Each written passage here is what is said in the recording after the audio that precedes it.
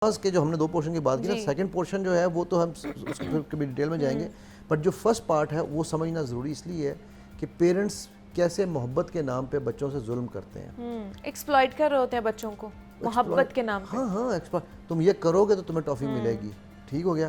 تم نے اچھا پھر اس کے سامنے لڑائی جھگڑے تو ہو ہی رہے ہیں، وہ تو ایک وہ ہم سمجھتے ہیں کہ یہ تو کہہ لیں کہ بڑا کامن چیز ہوگی وہ نا ہمارے معاشرے میں. اس چیز کو وہ نہیں سمجھتے ہیں، غلط نہیں سمجھتے ہیں نا. ہاں کہ گھر میں اونچ نیچ ہو ہی جاتی ہے، مطلب جھگڑا ہو ہی جاتا ہے، بحث ہو ہی جاتا ہے، تو ہم کیا ہی کریں، کہاں جائیں ہم لوگ. اسی لیے میں مشورہ دیتا ہوتا ہوں گاڑی میں بیٹھو، اچھا لانگ ڈرائیو پہ جاؤ، ٹھیک ہے، جا کے ڈنڈے اٹھاؤ، دوسرے کا سر پھاڑو، واپس آ جاؤ.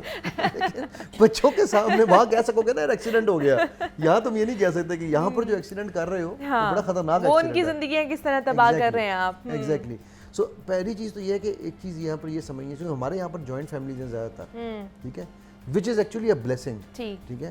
How ever that blessing becomes a curse جہاں پر جنگ صرف میاں بیوی کی نہیں رہ جاتی، خاندان کی ہو جائے، خاندان کی، نند کی، ساس کی، ہاں ٹھیک ہے، بہو کی، بہنوں کی، بھائیوں کی، تیرے ماں باپ میرے ماں باپ، تیرا گھر میرا گھر، ٹھیک ہے. وہ 25 سال کا، ابھی میں کیس کر رہا تھا تو 25 سال کی شادی ہے، تو خاتون آ کے کہتی ہیں ہمارے گھر میں ایسا نہیں ہوتا تھا، اس کے گھر میں ایسا ہوتا ہے. میں نے کہا بی بی تمہاری شادی کس عمر میں ہوئی تھی؟ کہتی 19 سال میں. میں نے کہا تو 19 سال تم رہی ہو اس گھر میں جس کو تم ماں باپ کا گھر کہہ سکتی ہو، تم کہہ رہی ہو ہمارے گھر میں، تو تم نے 25 سال میں تمہیں یہ گھر اپنا گھر ہی نظر نہیں آیا، تم اپنا بنا ہی نہیں سکی. ٹھیک ہے. اب یہ وہ تھاٹ پروسیسز ہیں جو ہماری خواتین کو سمجھ ہی نہیں آتے اور جس کی وجہ سے معاملات زیادہ خراب ہو رہے ہوتے ہیں. اچھا اب بچے کے ساتھ آپ نے وہ جو امپرنٹ ایئرز میں کر دیا ہے نا، اس کو آپ